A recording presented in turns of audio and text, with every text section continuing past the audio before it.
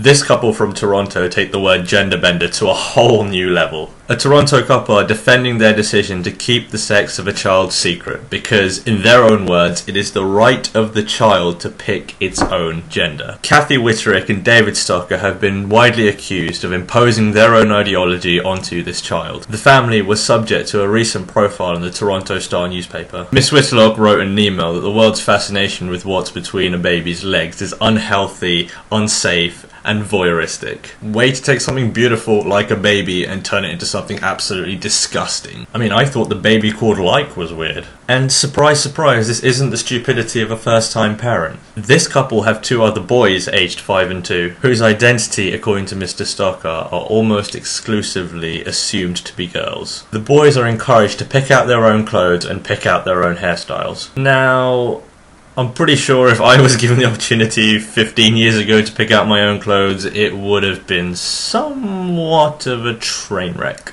I mean, I'm doing this video right now in a wife beater that I've used in a previous video. Now, I was never great at biology, but I'm pretty sure that you can't determine the sex of your child. You're either born with something down there or you're not, and you don't really have a choice about it. We live in such a tolerant world today that you can have a person of one sex and an opposite gender and it's not frowned upon. The thing that really annoys me about this is that although it seems like the parents are the victim of this, the real victims in this case are the 3 children.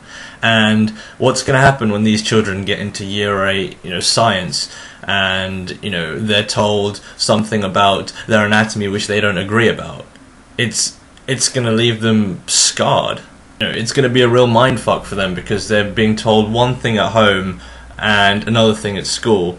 So which one do they believe? In my opinion, having a baby should be a privilege, not a right. There are people in this world that should not procreate once, twice, or even 3 times, because frankly, they're causing a mess in society. I mean, don't get me wrong, I'm all for children having responsibilities and having rights.